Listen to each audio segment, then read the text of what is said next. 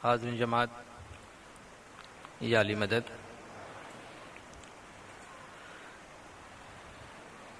جیسا کہ آپ جانتے ہیں کہ وقتاً فوقتاً ہمارے جماعت کی مختلف سیریمنیز کے بارے میں بعض اہم امور کے متعلق یاد دہانی کے لیے ہم جماعت کے سامنے حاضر ہوتے رہتے ہیں۔ اس سے پیشتر کہ ہم میت کی کچھ انڈیویجول رسومات کے حوالے سے کچھ باتیں آپ کے سامنے پیش کریں، ایک دو عام جنرل قسم کی باتیں ہیں جو ہم آپ کے سامنے شیئر کرنا چاہتے ہیں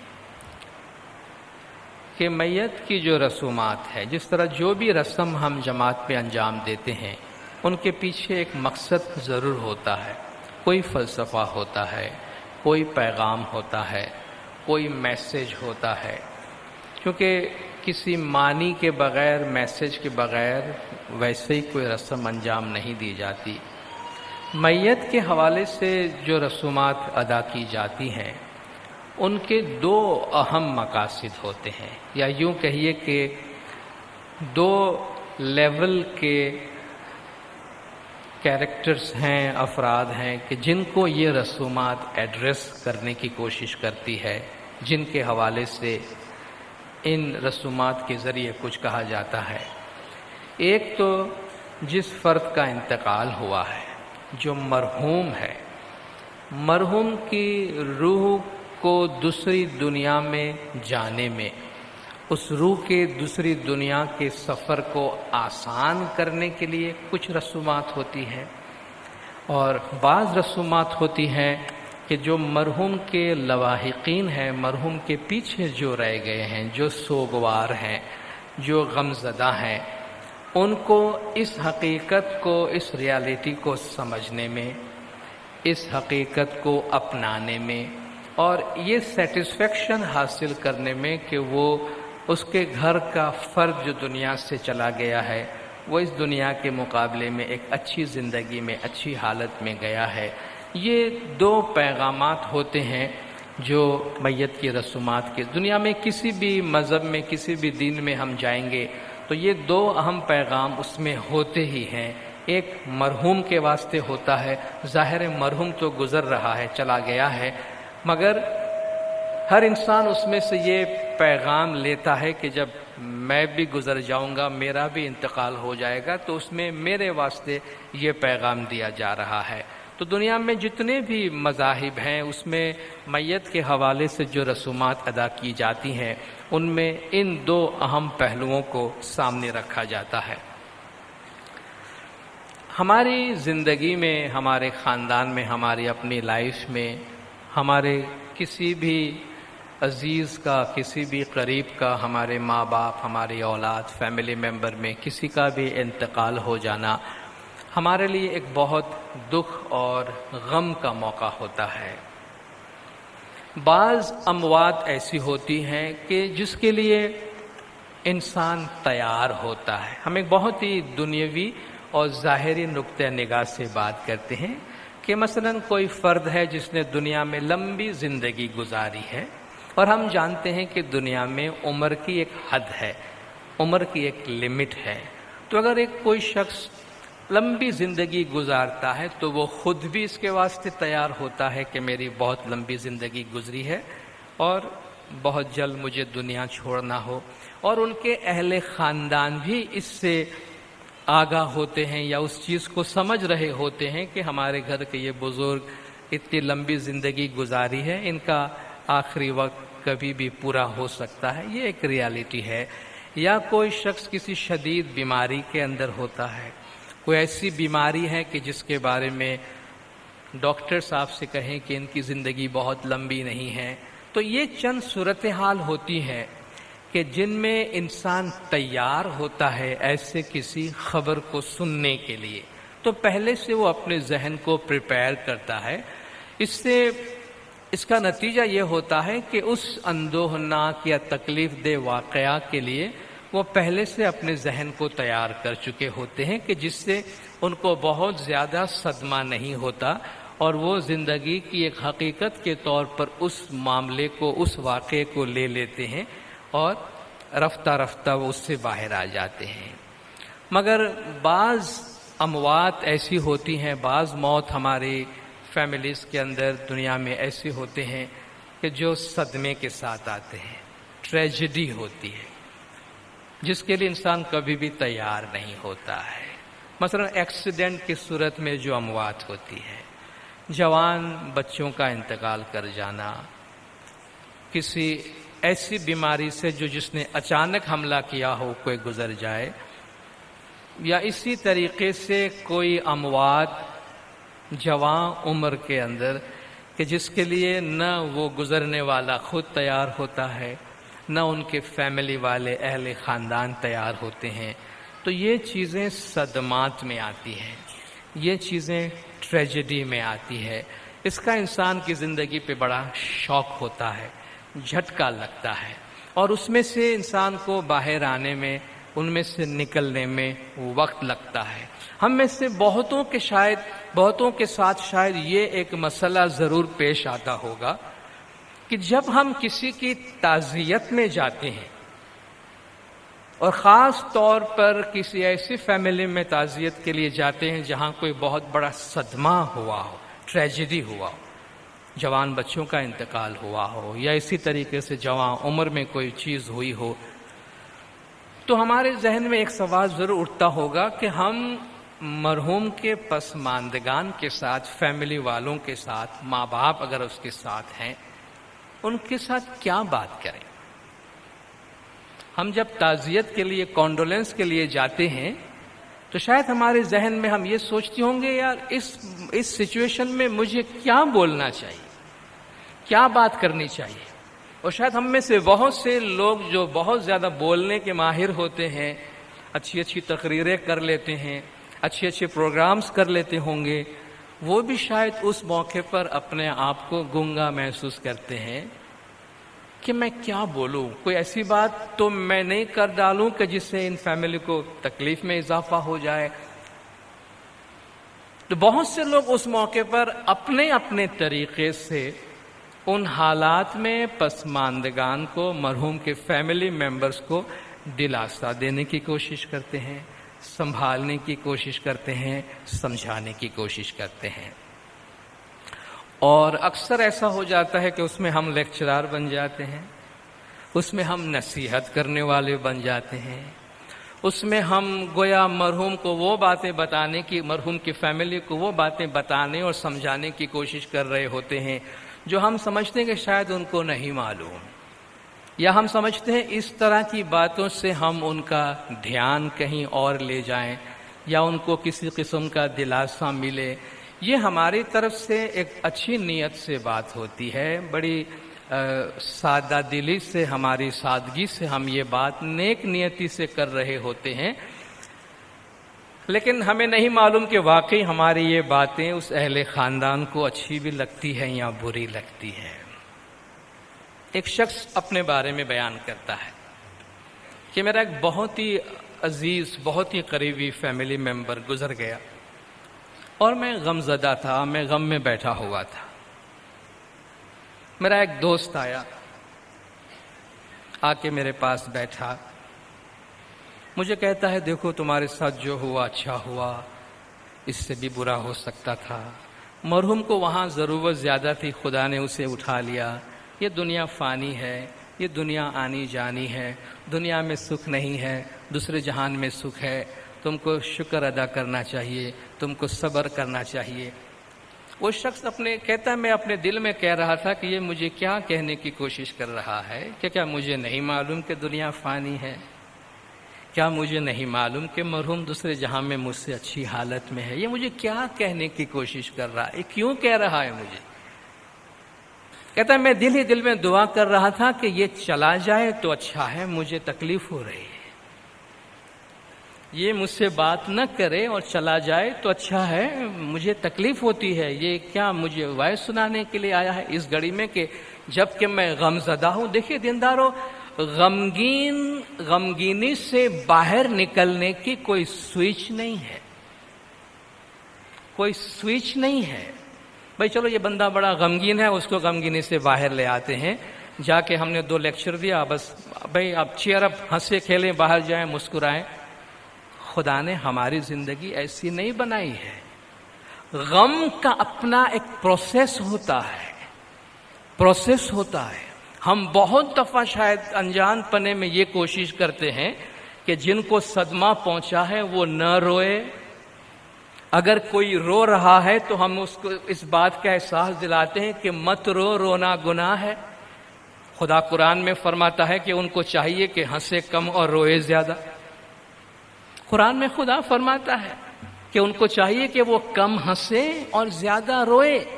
خدا فرماتا ہے ہم تم پہ عذاب اس لیے نازل کرتے ہیں کہ تم میں تھوڑی سی نرمی پیدا ہو تمہارے دل میں، اور تم میں تھوڑا سا رونا آئے، چونکہ قدرت نے دل کی صفائی کے لیے، تمہارے جذبات کو قابو میں لانے کے لیے، جذبات کی دنیا کو اسٹیبلائز کرنے کے لیے قدرت نے رونے کی صفت ڈالی ہے. تو وہ کہتا ہے یہ میرا دوست اٹھ کے جائے تو اچھا. کہا وہ گیا، میرا دوسرا دوست آیا میرے پاس بیٹھا، اور اس نے مجھ سے کوئی بات نہیں کی. وہ بھی میرا اتنا ہی قریبی دوست تھا، بس آ کے صرف میرا ہاتھ پکڑ کے بیٹھا ہے، اور مجھے غمزدہ ہونے میں اور میرے غم کو محسوس کرنے میں میرے ساتھ شریک ہے. اگر میں کچھ پوچھتا ہوں تو 2 جملے میں مجھے جواب دے دیتا ہے. اس نے مجھے کوئی نصیحت نہیں کی، اس نے مجھے کوئی عقل مندی کی بات سمجھانے کی کوشش نہیں کی. مگر جب وہ اٹھ کے جانے لگا تو مجھے ایسا ہوا کہ کاش یہ نہ جائے تو کتنا اچھا. حالانکہ مجھے اس سے کوئی لیکچر نہیں سن رہا تھا، میں کچھ نہیں سن رہا تھا، مجھے کچھ نہیں مل رہا تھا. مگر وہ کہتا ہے کہ مجھے صحیح معنی میں احساس ہوا کہ کوئی میرے غم میں شریک ہے، وہ میرے ساتھ غمگین ہو رہا ہے، مجھے غمگین بننے کی مدد کر رہا ہے. ایک مقام کے اندر چھوٹے بچوں کو انعامات دیے گئے. چھوٹے چھوٹے بچے کوئی آؤٹ اسٹینڈنگ کام انجام دیتے ہیں، کبھی کبھی بڑے اچھے کام کرتے ہیں، تو بچوں کو انعامات دیے گئے کہ یہ بچے نے یہ بہادری کا کام کیا، اس نے یہ انسانیت کا کام کیا، معاشرے میں یہ اچھا کام کیا. تو ان بچوں میں جس بچے کو پہلا انعام ملا، وہ اس بچے نے کیا کیا تھا کہ اس نے دیکھا اس کے پڑوس میں ایک بزرگ کپل رہا کرتے تھے، بوڑھا شخص اور بوڑھی خاتون اس کے ساتھ تھی. خاتون کا انتقال ہو گیا تو وہ بزرگ بڑا غمگین تھا اور رو رہا تھا.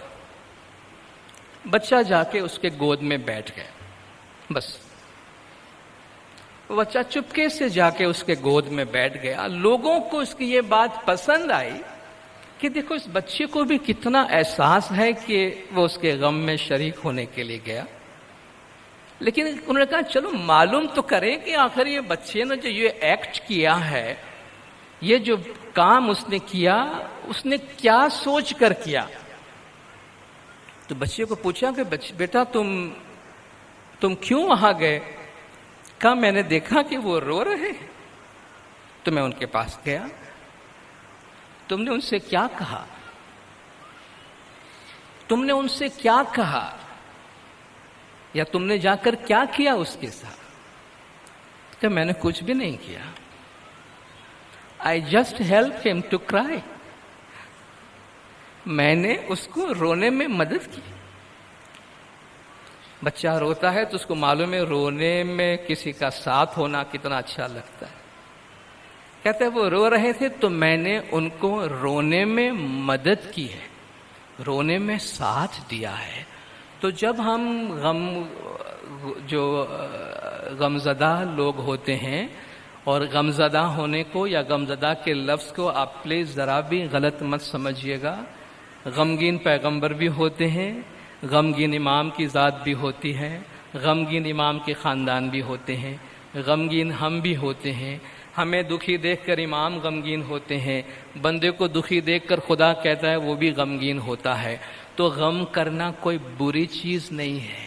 ہاں کسی بھی چیز میں آپ حد سے باہر چلے جاتے ہیں تو مذہب آپ کو روکتا ہے، مگر غمگینی کا اپنا ایک لیول ہوتا ہے. اگر کسی کے گھر میں کوئی ٹریجڈی ہوئی ہو، اگر ہم 2 مہینہ 4 مہینہ 6 مہینہ 12 مہینہ اس سے باہر نہیں نکل سکتے ہیں تو آپ یہ مت سمجھنا کہ آپ کے ساتھ کوئی some thing is wrong with you, کہ کوئی بری بات ہے کہ آپ ابھی تک اس غم کو بھلا نہیں پائے ہیں یا ابھی تک اس غم سے کوپ نہیں کر پائے ہیں.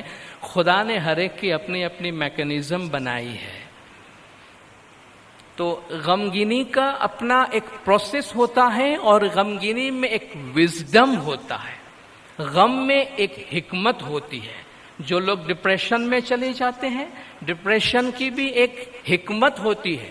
ڈپریشن میں جانے میں بھی ٹائم لگتا ہے، چونکہ مہینوں اور سالوں مسائل جب جمع ہوتے ہیں تب ڈپریشن جنم لیتا ہے. اور آپ کہیں صبح ڈپریشن ختم ہو جائے تو نہیں ہوتا ہے. جتنا ٹائم اس کو پکنے میں لگتا ہے اتنا ٹائم ڈیفیوز ہونے میں لگتا ہے. اور اس پروسیس کے درمیان انسان بہت زیادہ حکمت سیکھتا ہے، بہت زیادہ دانائی سیکھتا ہے. جس طرح کسی ایک گندی چیز کو یا گندے مادے کو آگ میں ڈالتے ہیں تو ساری گندگی ختم ہو جاتی ہے اور سونا نکھر کر پاک اور صاف ہو کر باہر آتا ہے. اس طرح ان پریشانیوں سے، تکلیف سے، غم سے، ٹریجڈی سے، غمگینی کی حالت سے انسان کی شخصیت گیلونائزڈ ہو کر، پاک صاف ہو کر اس میں سے ایک جلا حاصل کر کے باہر آتا ہے اور اس کی اجازت دینی چاہیے. تو اگر کسی شخص کو، کسی فرد کے ممبر کو اپنے فیملی ممبر کی یاد میں روتا ہوا دیکھیں تو جا کر اس کو فوراً ہی سب آدمی جمع ہو جائے کہ کچھ کرو مگر اس کو رونے مت دو. ہم آپ سے یہی گزارش کریں گے، کچھ کرو نہ کرو مگر اس کو رونے ضرور دو، کیونکہ رونا اس کی صحت کے لیے اچھا ہے. یہ نہیں سمجھنا کہ اپنے غم کے اظہار سے، اپنے صدمے کے اظہار سے انسان کو نقصان ہوتا ہے. نہیں، غم کے اظہار سے، غم کے ایکسپریشن سے آج تک کسی کو نقصان نہیں ہوا ہے، لیکن غم کا ایکسپریشن نہیں کرنے سے نقصان ہوتا ہے. قدرت نے آنسو کیوں بنائے ہیں؟ بری چیز ہوتی تو نہیں بناتا، اس میں قدرت کی کوئی حکمت ہے. تو جو غمگینی ہے، تکلیف کے موقع پر، مشکلات کے موقع پر، آفات کے موقع پر، فیملی ٹریجڈی کے موقع پر اپنے آپ کو غم زدہ ہونے میں اور غمگینی کے اس پروسیس سے آگے بڑھنے میں ٹائم دیجیے. تسبیح پڑھتے ہیں، ذکر کرتے ہیں، شکر کرتے ہیں. اور جب ہم کانڈولنس کے لیے جاتے ہیں، فیملی کے پاس تعزیت کے لیے جاتے ہیں، تو ہمارے پاس ایک ہی عنوان ہونا چاہیے: مرحوم کے لیے دعا کریں اور مرحوم کے بارے میں اچھی باتیں کریں کہ جس سے گھر والوں کو سکون ملتا ہے. باقی اس کے علاوہ ہم کسی کو کسی قسم کی نصیحت کرنے کی کوشش نہ کریں. مکھی کامرے صاحبان اپنی ذمہ داری کے مطابق اہل خاندان کو جو ہدایات دینی ہوتی ہے وہ ہدایات وہ ان تک پہنچا دیتے ہیں. قدرت نے جو وقت ایک چیز پیدا کی ہے، ٹائم،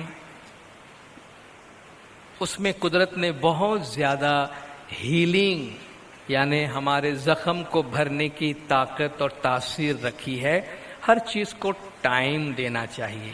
ہر چیز اپنے ٹائم پر اپنی صورت اختیار کرتی ہے.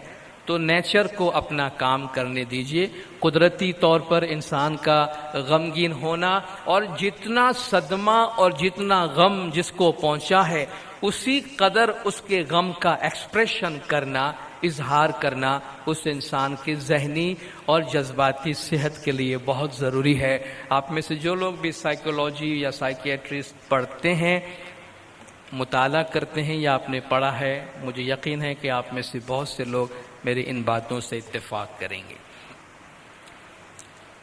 دوسرا ایک نقطہ جو میں عرض کرنا چاہوں گا وہ مولانا حضرت امام شاہ کریم الحسینی صلوات اللہ علیہ کی چند ہدایات جو میت سیریمنیز کے حوالے سے ہیں. اس سے ہمیں یہ بھی اندازہ ہوتا ہے کہ آپ دیکھیے رفتہ رفتہ ہمارے جماعت کے ڈائریکشن کے لیے جماعت کس سمت میں آگے بڑھے اور امام زمان ہماری رسومات کو کس طریقے سے لیتے ہیں اور مسلم برادری کے ایکسیپٹنس کے لیے مولا کس طریقے سے لائحہ عمل اپناتے ہیں، اس کی ہمیں اس سے ہدایت بھی ملتی ہے اور رہنمائی بھی ملتی ہے۔ کافی حد تک کافی دفعہ ایسا ہوتا رہا ہے کہ ہماری میت سیریمنی میں اگر ہماری جماعت سے باہر کے کوئی دیندار آ جاتے تھے، کوئی ہمارے غیر اسماعیلی مسلم برادران اگر میت میں شریک ہوتے تھے یا کبھی میت کے پاس اگر وہ بیٹھے ہیں، تو شاید ہم یہ کوشش کرتے تھے کہ ان سے گزارش کریں کہ پلیز آپ مہربانی کر کے ذرا باہر تشریف لے جائیے، ہمیں ہماری اپنی سیریمنیز انجام دینی ہے۔ یہاں تک بھی ہوا ہوگا کہ شاید اگر گزرنے والے کی بیوی یا شوہر اسماعیلی نہیں ہے تو شاید ان کو بھی ہم یہ گزارش کر رہے ہیں، یا ان کو پہلے سے کہہ دیتے تھے کہ پلیز آپ میت کے قریب مت آئیے گا، ہمیں اپنے مذہبی کام انجام دینے ہیں۔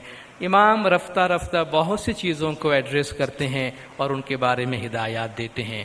تو میت کے حوالے سے امام زمان کی جو تازہ ہدایات جو آپ جماعتوں تک پہنچی بھی ہوں گی، اور اگر نہیں پہنچی ہے تو آج میں عرض کیے دیتا ہوں، وہ یہ ہے کہ مولا کی ہدایت ہے کہ چھانٹا سیریمنی کے درمیان میت کو جب ہم چھانٹا دیتے ہیں، اس موقع پر اگر مرحوم کے اہل خاندان رشتہ داروں میں سے کوئی بھی غیر اسماعیلی افراد وہاں بیٹھے ہیں تو ان کو وہاں بیٹھنے دیجیے، ان کے سامنے ہی آپ چھانٹے کی کارروائی انجام دیں، ان میں سے کسی کو بھی وہاں سے اٹھنے کو نہ کہیں۔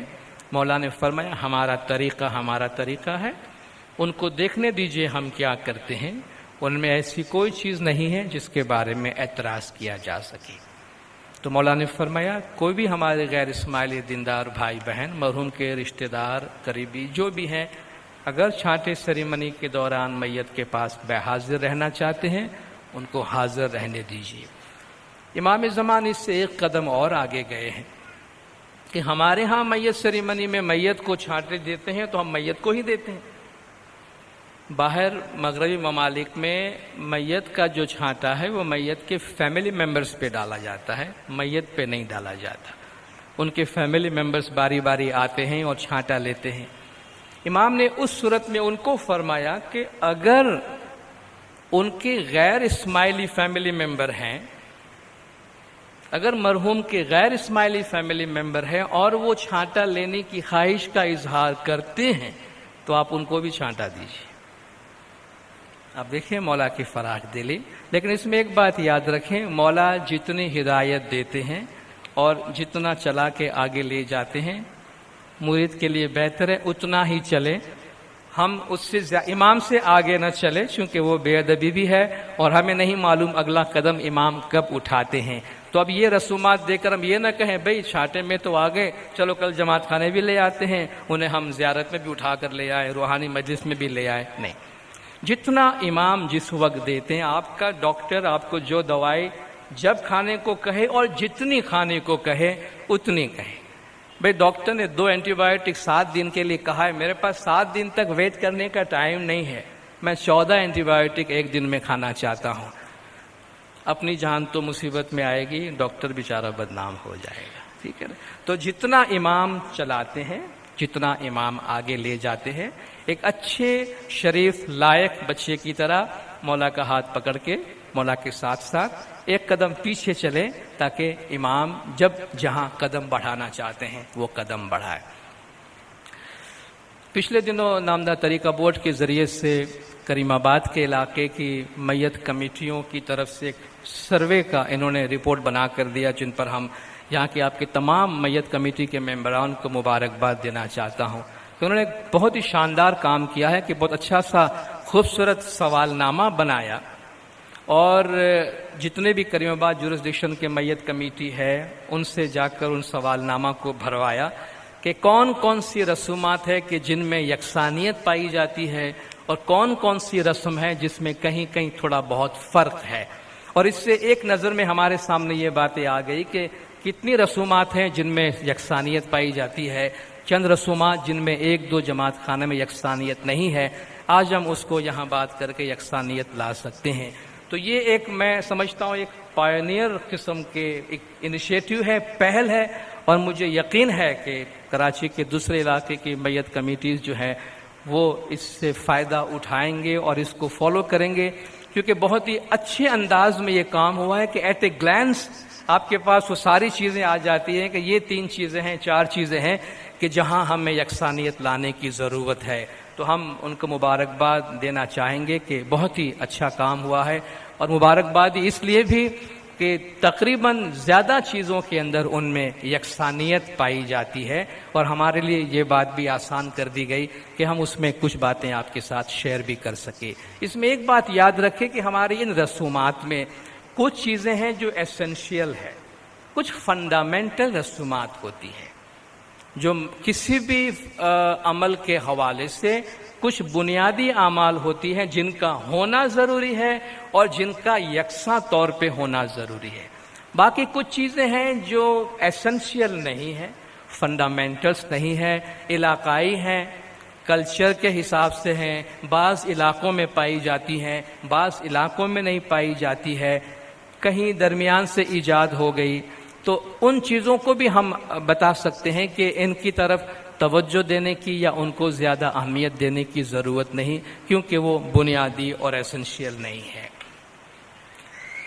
مرحوم پر میت کے اوپر جو شال یا چادر پھول ڈالنے کا ذکر ہے، اس کے لیے بہت ہی واضح ہدایات مکھی کامڑیا صاحبان کے پاس بھی ان کی کتاب کی صورت میں، اور میت کمیٹی کے پاس بھی ان کی جو رہنمائی کی کتاب ہے ان میں بہت صاف طور پہ لکھا ہے کہ مرحوم مرحومہ کے اہل خاندان کی طرف سے ایک شال یا چادر اور پھول کی چادر رکھی جاتی ہے، بس اس کو یہیں تک رہنے دیجئے، اس میں اپنی طرف سے اور کوئی مزید چادر یا پھولوں کا اضافہ کرنے کی کوشش نہ کریں۔ ان میں یہ بھی خیال رکھیں کہ بھئی کوئی ادارے سے تعلق رکھتا ہے تو ادارے کی طرف سے اگر آپ چادروں کا اضافہ کریں گے تو ہمارے جماعت میں ہر کوئی کسی نہ کسی ادارے سے تعلق رکھتا ہے، تو پھر چیزوں میں زیادہ اضافہ ہو جائے گا۔ دیکھیں جتنی سادگی ہم برقرار رکھیں گے، قدرت ہر چیز ہمیں سادہ دیتی ہے، کمپلیکیٹڈ ہم بناتے ہیں، تو ہم اپنی طرف سے چیزوں کو جتنا کم کمپلیکیٹڈ کریں گے اتنا خود ہمارے واسطے اچھا رہے گا۔ میت کے ساتھ یہ اہل خاندان والوں سے بھی ہم گزارش کریں گے، آپ جو یہاں موجود ہیں، کہ میت کمیٹی والوں کو مجبور نہ کریں کہ وہ اپنی طرف سے آپ کی مرضی کی کوئی چیز میت کے ساتھ ڈالیں۔ جہاں تک ہماری جماعت کا تعلق ہے بالکل واضح ہدایت ہے، آپ پلیز کبھی ان کو اصرار مت کیجیے گا۔ میت کے ساتھ جو چیزیں ڈالنی ہیں ان کو معلوم ہے، باقی آپ چاہیں کہ گھر کی کوئی چیز ان کو ڈال دے، بھئی قرآن شریف ڈالنا ہے، تسبیح ڈالنی، یہ ڈالنی ہے، ان چیزوں کا اصرار نہ کریں، کیونکہ ہر طریقے کا اپنا انٹرپریٹیشن ہوتا ہے۔ بعض اوقات کیا ہوتا ہے کہ ہماری جماعت میں جو میت کی سرمریز انجام دیتے ہیں اس میں بہت زیادہ اب ہمارے دوسرے مسلم برادری کی شمولیت بھی ہو رہی ہے۔ بعض اوقات غیر اسماعیلی جو ہمارے بھائی ہیں ان کے خاندان کی طرف سے شاید کوئی ایسی روایت ہو جن کے لیے وہ انسسٹ کرتے ہو، اس موقع پر وہاں مکھی کامڑے صاحبان موجود ہوتے ہیں۔ ان صورتحال کو آپ مکھی کامڑے صاحبان کے حوالے کریں، وہ اپنے ثوابدید کا استعمال کریں گے کہ کس موقع پر کیا فیصلہ کیا جانا چاہیے جو جماعت کے حق میں بھلا ہوتا ہے۔ جہاں تک ہماری اپنی جماعت کا تعلق ہے تو اپنی طرف سے میت کے ساتھ کوئی بھی چیز ڈالنے کو آپ اصرار نہ کریں اور میت کمیٹی والے ان کو ایکسیپٹ نہ کریں۔ زیارت کے کپڑے کے طور پہ مرحوم کے آنکھوں پر جو 2 پٹیاں ڈالی جاتی ہے ہمارے عقیدے کے مطابق وہ زمانے کے امام کی دعاؤں کے ساتھ ہوتی ہے، اور اس میں امام کی طرف سے شفاعت، یعنی روز محشر میں قیامت کے دن ان کے گناہوں کی بخشش کے لیے امام کی رحمت ان کے ساتھ رہے، اس مقصد کے واسطے وہ چیزیں وہاں ڈالی جاتی ہے۔ میت کو دفن کرنے کے بارے میں اسلام میں یہ حکم ہے کہ میت کو جتنی جلد ہو سکے دفن کر دیا جائے، یعنی غیر ضروری طور پر آپ تاخیر نہ کریں۔ ہمارے کچھ جینوئن ریزنز ہوتے ہیں، فیملی والے ڈیسائیڈ کرتے ہیں۔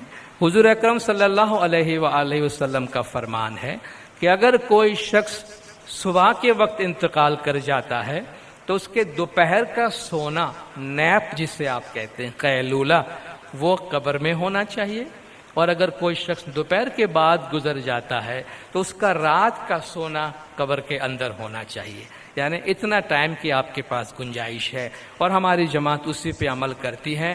بعض اوقات فیملی ممبر کے باہر ہونے کی بنا پر ان کی چند خواہشات ہوتی ہیں، مکھی کامڑیاز ان کے مطابق فیصلے کرتے ہیں، تاہم اس چیز کو ہم ذہن میں رکھیں کہ اگر ہو سکے تو مرحوم کو، میت کو روکے نہیں، چونکہ اس طرح جو مرحوم کے پیچھے کام کرنا ہے، جو مذہبی کام کرنا ہے، وہ رک جاتا ہے، جو ہمارے خیال سے، ہمارے عقیدے کے مطابق بھی روح کو روکے رکھتا ہے کہ اس کا جماعت کی طرف سے جسے الوداع کرنے یا اجازت دینے کی جو رسومات ادا کرنی ہوتی ہے وہ نہیں کی گئی ہے۔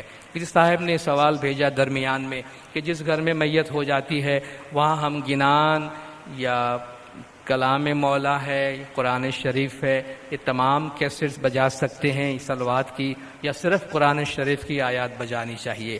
قرآن شریف کی آیات بھی آپ بجا سکتے ہیں، اور وہ خاص طور پر میت سیریمنی کے تھوڑی سی ڈسکرپنسی ہم کو نظر آئی، وہ یہ کہ بعض جگہ پوری نماز بڑی آواز سے پڑھائی جاتی ہے، جبکہ بعض جگہوں پہ تکبیر بڑی آواز سے پڑھائی جاتی ہے اور نماز آہستہ سے پڑھی جاتی ہے۔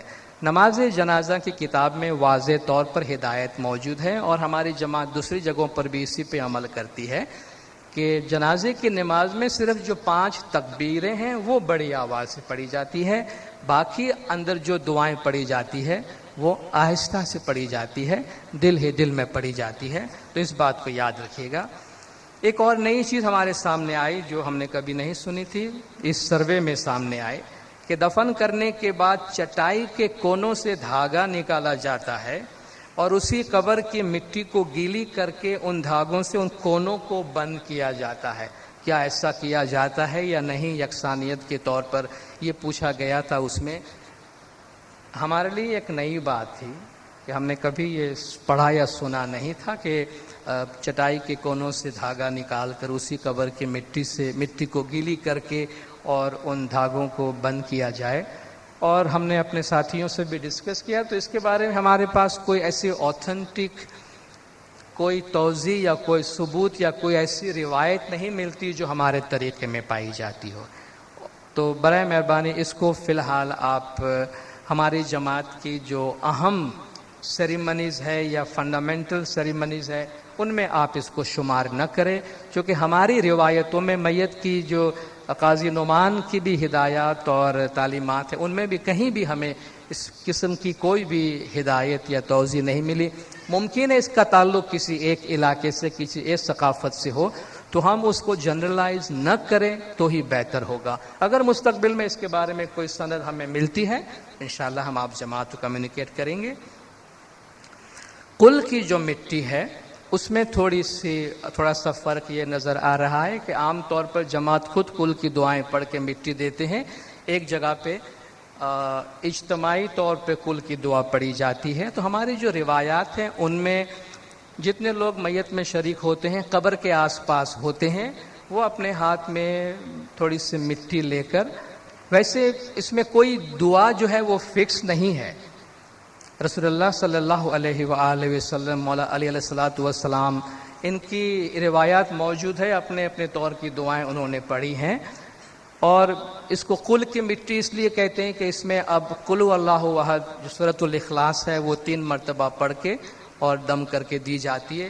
بعض اوقات دوسری جو قل کی صورتیں ہیں وہ پڑھی جاتی ہے۔ تو ایس سچ دعا کوئی فکس نہیں ہے، مگر ایڈوائزبل یہی ہوتا ہے کہ 3 دفعہ سورۃ الاخلاص پڑھ کے ہم وہ مٹی قبر میں ڈال دیتے ہیں۔ یہ دعا کو اجتماعی نہ کریں، انڈیویجول جس طرح پڑھی جاتی ہے اس وقت اس کو اسی طرح رکھیں، ایسا نہ کرے کہ ایک شخص کل کی دعا پڑھے جس پہ ساری جماعت شریک ہو، کیونکہ ایس سچ کل کی کوئی دعا پرسکرائب ہی نہیں ہے، تو ہم اس کو اجتماعی صورت دیں گے تو ہمارے جماعت کے لیے مسئلہ ہوگا۔ زیارت وغیرہ کے جو اناؤنسمنٹ ہے ہم نے پہلے بھی جماعت میں اس کے بارے میں ہدایت دی ہے، موجود ہے کہ ہماری جماعت کو عام طور پہ معلوم ہوتا ہے کہ زیارت گڈانی کی دعا کب ہوتی ہے، اور قبرستان میں ہمارے دوسرے بھی مسلم برادر بھائی ہوتے ہیں جن میں ہم جماعت خانے کی چیزوں کا عام طور پہ وہاں اعلان نہیں کرتے ہیں، تو وہاں ان چیزوں کا اعلان نہیں کیا جائے تو بہتر ہے۔ قبروں کے ساتھ جہاں ہمارے بزرگ آبا و اجداد، ہمارے فیملی ممبر، ہمارے عزیزوں کو ہم دفن کر کے آتے ہیں، تو یہ قدرتی بات ہے کہ اس زمین سے، اس قبر سے ہمارا لگاؤ ہوتا ہے، اور بار بار ہمارا جی چاہتا ہے کہ ہم اس کی وزٹ کریں، وہاں جائیں، دعا پڑھیں، فاتحہ خوانی کریں۔ عام طور پر یہ جو دعائیں ہیں دفن کرنے کے بعد ہم دعائیں دے کر آ جاتے ہیں، مگر ہمیں زمانے کے امام کی طرف سے ہدایت ہے کہ آپ کو مرحوم کے پیچھے جو کچھ بھی کرنا ہے آپ جماعت خانے میں آ کے کریں۔ تو جماعت کی اسی معاملے میں حوصلہ افزائی کی جاتی ہے کہ ہم زندہ امام میں ماننے والے، زندہ نور کو ماننے والے، اور روحوں کی حیات میں ماننے والے ہیں، روحوں کی زندگی میں ماننے والے ہیں۔ سرکار مولانا حضرت امام شاہ کریم الحسینی صلوات اللہ علیہ کے فرامین جو آج کل پڑھے جاتے ہیں، آپ نے شاید 2 فرمان کمپالا کا اور دار السلام کا سنا ہوگا، کینیا کا باقی ہے۔ ان میں سے ایک ہر فرمان میں آج آپ دیکھ رہے ہیں کہ مولا جسم اور روح کی بات کرتے ہیں، روحوں کی بات کرتے ہیں۔ ان میں ایک فرمان میں مولا نے فرمایا کہ آپ کے وہ گزرے ہوئے فیملی ممبرز جو اس وقت یہاں موجود نہیں ہے، they are there in souls، وہ روح کے طور پر وہاں موجود ہے، وہ روح کے طور پہ وہاں حیات ہے۔ تو گویا امام اپنی موجودگی میں وہیں ان روحوں کی موجودگی کا احساس دلاتے ہیں۔ تو ہمیں ان سے کمیونیکیٹ کرنے کے لیے، ان پہ دعائیں پڑھنے کے لیے ضروری نہیں ہے کہ ہم قبرستان ہی جائیں تو ہی ہم وہ دعائیں پڑھ سکتے ہیں۔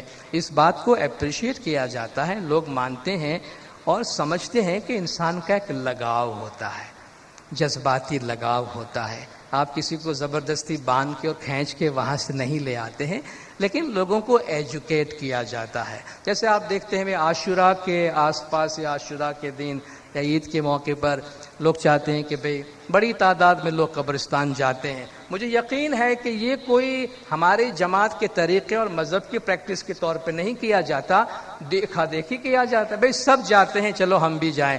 مولا نے فرمایا ہمارا طریقہ ہے، ہمارا اپنا طریقہ ہے۔ ہم اپنے مرحوم کی روحانی مجلس قبرستان میں تو نہیں کرتے ہیں، ہم اپنی روحوں کو پیچھے کوئی بھی کام کرنا ہو تو قبرستان نہیں جاتے، جماعت خانے میں ہی کرتے ہیں۔ امام اپنے روحانی بچوں کا اچھا ہی چاہیں گے، جو بھلا ہوگا ہمارے حق میں وہی چاہتے ہیں۔ تو امام زمان اگر ہمیں جماعت خانے کا راستہ بتاتے ہیں، اس میں ہمارے لیے اچھا ہے، ہر طریقے سے ہمارے لیے اچھا ہے۔ تو ہم کوشش کریں مرحوم کے پیچھے جو کچھ بھی ہمیں کرنا ہے اسے ہم جماعت خانے میں آ کر کریں۔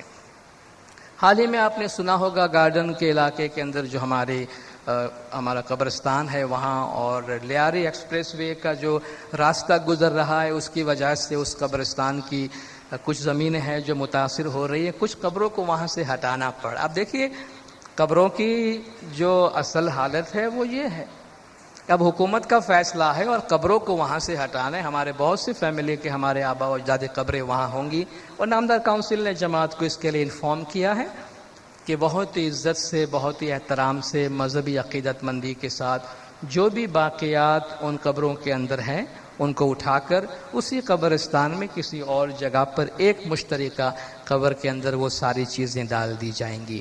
تو آپ دیکھیں قبر کی نشانی رکھنا یا قبر میں جانا، قبر کے پاس جانا یا پکی قبریں بنانے پر اصرار کرنا، یہ ہماری تعلیمات کا حصہ نہیں ہے، کیونکہ آپ جانتے ہیں کچھ عرصے کے بعد ان قبروں کو پھر دوسری قبروں کے واسطے استعمال کیا جاتا ہے۔ آپ سوچیں یہ ایسا شہر ہے جہاں زندوں کو رہنے کی جگہ کا مسئلہ ہوتا ہے، وہاں اگر ہم مرحوم کے لیے ایک ایک پکی قبریں بناتے رہیں تو ہم اتنی جگہ ان کے لیے کہاں سے لائیں گے؟ اور اگر اس کے پیچھے کوئی معنی ہو تو کوئی بات ہے۔ اسلام میں کہا جاتا ہے کہ سب سے پہلی مساوات، سب سے پہلی برابری قبرستان سے شروع ہوتی ہے۔ بادشاہ ہے یا فقیر ہے، سب کی قبریں یکساں رکھو، سب اسی مٹی میں جاتا ہے۔ بادشاہ کوئی بہتر مٹی میں دفن نہیں ہوتا ہے، اسی لائن میں اسی قبرستان میں جاتا ہے۔ کہا دیکھو اللہ کے دربار کی برابری شروع ہو گئی۔ مرحوم کے پیچھے بڑی بڑی نشانیاں رکھنے کا، وہ نشانیاں کام کی نہیں ہیں، اصل نشانیاں ہے کہ ان کے اعمال چھوڑ کے جائیں، ان کے نام پہ نیک کام کریں، ان کے نام سے آپ کو نیکی کے راستے کھول دیں جن سے آنے والی کئی نسلیں فائدہ اٹھائے، تو اس مرحوم کا نام زندہ رہتا ہے، کام زندہ رہتا ہے، جس کو آپ صدقہ جاریہ کہتے ہیں، اس کی نیکی زندہ رہتی ہے اور فائدہ پہنچاتے رہتی ہے۔ مرحوم کو دفن کرنے کے بعد زیارت یا گڈانی کی دعا ہوتی ہے۔ اس دن جہاں تک مجھے یاد ہے کئی سال نہیں بلکہ کئی اشروں سے، کئی ڈیکیڈز ہو گئے ہم جماعت سے یہ گزارش کرتے رہے ہیں کہ ان دنوں میں اپنے گھروں میں بڑے پیمانے پر دعوت کر کے، کھانا کر کے، جرا چکھنے کے بہانے لوگوں کو نہ بلایا کریں۔ لیکن اب بھی یہ چیزیں جماعت میں اسی طریقے سے ہو رہی ہیں۔ بہرحال جو کرتے ہیں وہ خود جواب دہ ہیں اپنے ضمیر کے سامنے، زمانے کے امام کے سامنے۔ دیکھیے، مرحوم کے پیچھے عام طور پر چند دنوں تک جو کچھ کیا جاتا ہے اس میں سادگی کا عنصر ہوتا ہے، اس میں ایک غمگینی کا تھوڑا سا اثر پایا جاتا ہے۔ اس کو دعوت کا تو آپ نام ہی نہیں دے سکتے۔ دعوتیں تو ولیمہ کی ہوتی ہیں، دعوتیں تو شادی بیاہ کی ہوتی ہے، دعوتیں خوشیوں کی ہوتی ہے۔ تو اس موقع پر بلکہ لوگوں کو ہم کس طرح سے بلاتے ہیں یا دعوت دیتے ہیں، آپ دیکھیے مرحوم کے پیچھے جیسے بھاتی کے حوالے سے جب بات کی جاتی ہے، چھوٹے پیمانے پر تھوڑا سا جو کھانا بنایا جاتا ہے، اس کے پیچھے فلسفہ یہ ہے کہ جس گھر میں میت ہوئی ہے ان کو کھانے کی سدھ نہیں ہوتی ہے۔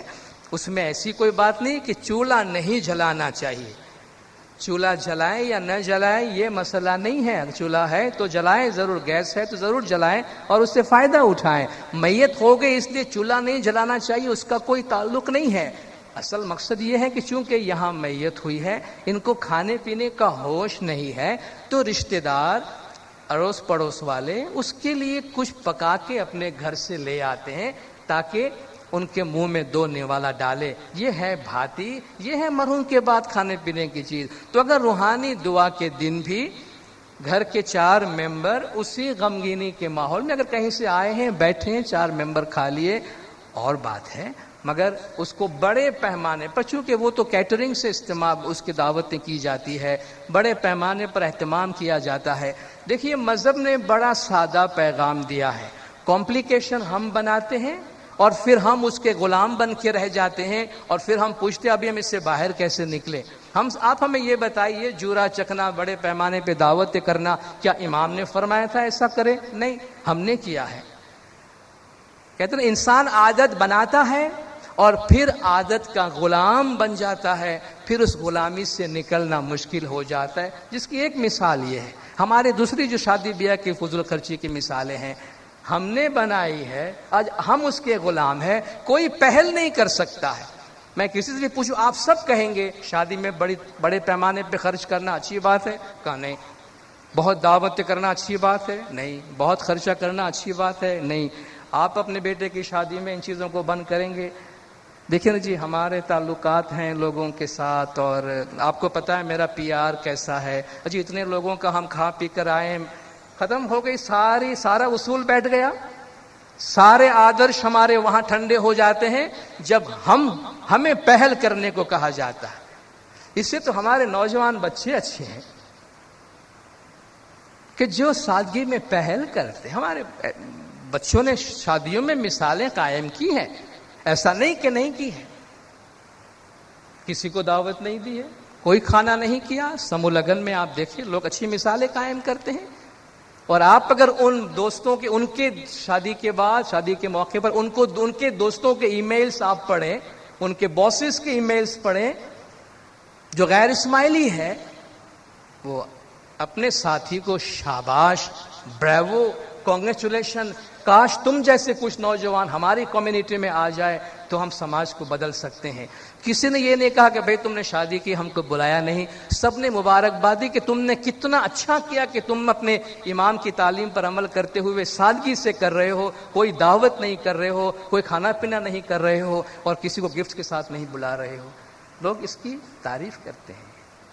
تو جہاں اچھی مثالیں قائم کرنی ہے ہم خود کریں، پہل کریں۔ اچھی لیڈرشپ، سب سے بڑی اور کامیاب لیڈرشپ وہ ہے جو انسان اپنی ذات سے شروع کرے تاکہ دوسرے اس کو فالو کریں۔ تو جرا چکھنے کے بہانے لوگوں کو گھروں میں دعوت دینا، اس میں کوئی اس میں دین کا کوئی تعلق نہیں ہے، ہمارے مذہب کی تعلیمات کی اس سے کوئی تعلق نہیں ہے۔ مذہب منع کرتا ہے، امام کی ہدایات صاف طور پہ منع کی گئی مولا نے کہ شادی بیاہ مرن دونوں کے موقع پر مولا نے فرمایا بڑے پیمانے پر فضول خرچی کر کے اور کھانے پینے پر تم خرچ نہ کرو، یہ صاف ہدایت زمانے کے امام کی طرف سے موجود ہے۔ جو روحانی مجالس وغیرہ کی جاتی ہیں، مرحوم کے پیچھے اہل خاندان کی بڑی خواہش ہوتی ہے کہ مرحوم کے روح کے فائدے کے لیے، ثواب کے لیے جو کچھ اس سے ہو سکے وہ کرے، اچھا خیال ہے۔ ہر اولاد کی یہ خواہش ہوتی ہے کہ ماں باپ کے لیے جو چاہے کرے، ماں باپ کی یہ خواہش ہوتی ہے کہ ان کی اولاد دنیا سے چلی گئی ہے یا رشتہ دار ہے جو بھی ہے، ان کے لیے ان کی روح کے پیچھے جو کچھ کر سکتے ہیں کریں، مگر ضروری نہیں ہے کہ اس کا اظہار چیزوں کے ذریعے سے ہی کیا جائے۔ میرے بیٹے کو اگر کرکٹ کھیلنے کا شوق تھا تو مجھے پورا کرکٹ کا کٹ لا کے پاٹ پہ رکھنا ضروری نہیں ہے۔ اس کو کوئی پلنگ پسند تھا تو میں وہ پلنگ لا کے دوں، اس کو کوئی اچھا سا ٹیلی ویژن سیٹ پسند تھا تو وہ پاٹ پہ آ جائے۔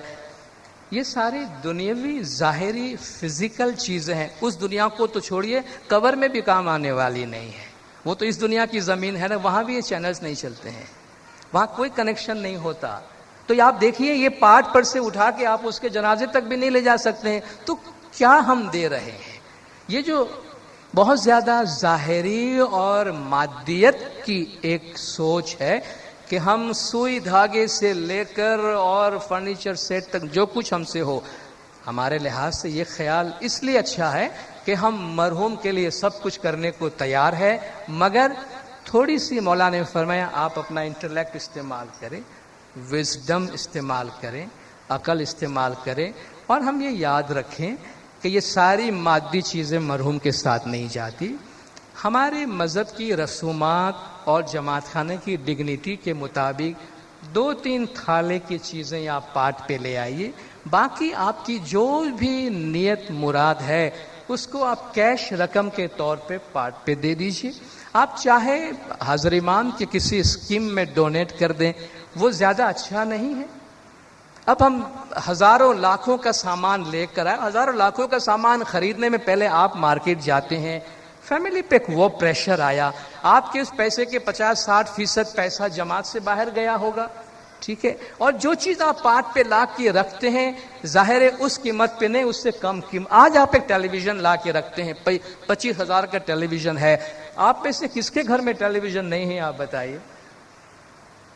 ہر گھر میں ہے تو ٹیلی ویژن کی ضرورت کسی کو بھی نہیں ہے، جو بھی لے گا اس کے لیے ایک طرح سے معاف کیجیے گا فضول خرچی کہتا ہوں جماعت خانے میں، لیکن ایک طرح سے وہ ایک غیر ضروری چیز لے رہا ہے، اور شاید اس لیے لے گا کہ مارکیٹ پرائس سے آدھی قیمت میں مل رہی ہوگی، تو مولا کے گھر میں اس کی آدھی قیمت آئی۔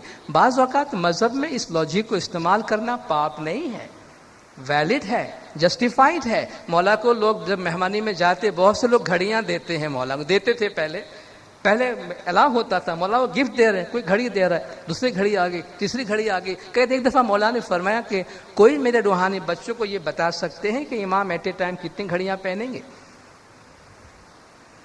ان کو کوئی سمجھا سکتا ہے کہ امام بیک وقت کتنی گھڑیاں پہنیں گے؟ بڑے پیار سے مولا نے فرمایا ہوگا، لیکن شاید میسج مولا یہ دینا چاہتے ہیں کہ اس کا بہتر مصرف ہو سکتا ہے۔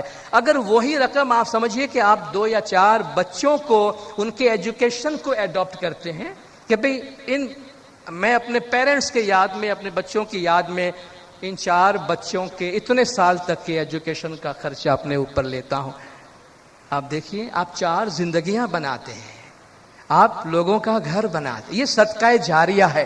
اور وہ جو تعلیم حاصل کریں گے اور وہ تعلیم حاصل کر کے جو اپنی زندگی سنواریں گے، اس تعلیم سے ان کو، ان کے آنے والی نسلوں کو جو بھی فائدہ پہنچے گا وہ ثواب مرحوم کی روح کو پہنچ رہا ہے۔ اس کو صدقہ جاریہ کہتے، یعنی ایسی نیکی جو کہ آگے سے آگے بڑھتی جائے۔ تو آج تو مولا نے ہمیں بڑی سمجھ دی ہے، کوشش کریں کم سے کم مادیت کا اظہار جماعت خانے کے اندر ہو، کم سے کم میٹیریل چیزیں ہو، آپ بھی سکون سے رہیں گے، کیونکہ جتنے محنت آپ سامان لانے میں کرتے ہیں اس سے زیادہ محنت اس کو ڈسپوز آف کرنے کے لیے جماعت میں اتنے سارے والنٹیئر فورسز کو، مکھی کامرے صاحبان کو اہتمام کرنا پڑتا ہے. گھوم پھر کے بعد وہی آپ کی نیکیاں کارسازی کی صورت میں آتی ہے. تو اتنے لمبے چکر میں جانے کے بجائے اگر ڈائریکٹ وہ پارٹ پہ آ جائے تو ہم جماعت کا اپنا کافی زیادہ وقت بھی سیو کر سکتے ہیں، کام کو آسان کر سکتے ہیں. اور اس میں کوئی چیز دین کے خلاف نہیں ہے، کوئی چیز ہمارے مذہب کی تعلیم کے خلاف نہیں ہے. مولا ہمیں ایجوکیٹ کرتے جاتے ہیں نا، تو ایجوکیشن کے ساتھ ساتھ یہ چیزیں خود مولا جماعت کے ذہنوں میں ڈالتے جاتے ہیں. تو سادگی کو اپنائیں، جتنا سادگی ہم اپنائیں گے ہمارے لیے بہتر ہے. بس آخری میں اسی گزارش کے ساتھ اپنی جگہ لوں گا کہ ہماری جماعت میں جتنی بھی خدمات انجام دی جاتی ہیں ان میں بہترین خدمات میں سے یہ خدمت ہے کہ جس میں خود مولا نے فرمایا کہ یہ بہت مشکل خدمت ہے. اس کام میں دنیا کا کوئی مزہ نہیں ہے. جو لوگ میت کمیٹی کا کام کرتے ہیں اس میں کوئی دکھاوے کے واسطے میت کمیٹی کا کام کر ہی نہیں سکتا ہے، جو کہ دکھانے کا ہوتا ہی کچھ نہیں ہے. آپ کو تو اچھے کپڑے پہننے بھی نصیب نہیں ہوتے ہیں، جو کہ مٹی کے اندر بیٹھنا ہوتا ہے، لٹرلی انڈر گراؤنڈ جانا پڑتا ہے، قبر میں اترنا پڑتا ہے، مٹی کے ساتھ کام کرنا پڑتا ہے. اور پھر یہ ہر ایک کے بس کی بات بھی نہیں ہے. ہم آپ جماعت سے اپیل کریں ہر ایک آ کے میت کمیٹی میں شامل ہو جائیں. میت کمیٹی کے لیے تھوڑے مضبوط دل کے افراد کی ضرورت ہے، مرد یا خواتین. یہ اچھی خدمت ہے، اس میں آگے آنا چاہیے. آپ میں سے جو سمجھتے ہیں کہ اس خدمت میں جو تھوڑا سا مشکل معاملہ اس لحاظ سے ہے کہ دل کی مضبوطی چاہیے. بہت سے لوگ نرم دل کے ہوتے ہیں جو میت کمیٹی تو کیا میت میں شامل ہونا بھی ان کو تکلیف ہوتی ہے، تو ان کو دور ہی رہنا چاہیے. ان کے لیے اس طرح کی خدمت کوئی مسئلہ بن جائے مولا یہ بھی نہیں چاہیں گے. لیکن مضبوط دل والے جو آپ سمجھتے ہیں واقعی کوئی ایسی خدمت انجام دینا چاہتے ہیں جس سے آپ کو خوشی ہو، مولا نے فرمایا دنیا میں اس کا بدلہ آپ کو نظر نہیں آئے گا لیکن دوسری جہان میں اس کا بہت بڑا بدلہ ہے. تو اس خدمت میں ہاتھ بٹانے کے لیے جماعت کے مضبوط خواتین و حضرات آپ آگے تشریف لائیں. اور یہ ہماری جماعت کی ایک ایسی خدمت ہے کہ جس میں ہم پبلک میں نظر آتے ہیں. اور آپ میں سے بہت سے لوگ گواہ ہوں گے، مکھی کامرے صاحبان گواہ ہیں، ہمارے والنٹیئرز گواہ ہیں. جو لوگ عام طور پہ ہمارے بارے میں کوئی اچھی بات نہیں کر سکتے ہیں، ان کو ہماری جماعت پہ کوئی اچھی بات نہیں نظر آتی. چار آدمی کے بیچ میں بیٹھ کر وہ شاید ہمارے گلہ ہی کرتے ہوں گے. وہ جب ہمارے میت میں شامل ہوتے ہیں تو ایک بات کہہ کے جاتے ہیں کہ ویسے ہم آپ کے بارے میں کوئی اچھی بات نہیں کہتے ہیں، مگر آفرین ہے آپ کی جو میت سیریمنیز کی اور جنازے کی کارروائی ہے اس سے ہم بہت مطمئن اور بہت خوش ہو کے جاتے ہیں. ہم نے بڑی کوشش کی کہ ہمیں کوئی چیز ایسی مل جائے جس پر ہم نکتہ چینی کریں، مگر ہمیں کوئی چیز ایسا نظر نہیں آیا. تو اگر اس قسم کے کمنٹس آتے ہیں تو آپ سمجھ سکتے ہیں یہ ہماری جماعت کی عزت آبرو، ہماری ساکھ کے لیے اور جماعت کے باہر ایک لیڈرشپ پرووائڈ کرنے کے حوالے سے کتنی اہم خدمت ہے. آپ سب جماعت نے بہت خاموشی سے سنا، آپ کا شکریہ. نندن مکھی صاحب، کامرے صاحبان نے آپ کے سامنے بولنے کا موقع دیا. طریقہ بورڈ نے ہماری مدد کی اس پروگرام کو آرگنائز کرنے میں، آپ سب کا بہت بہت شکریہ. یا علی مدد.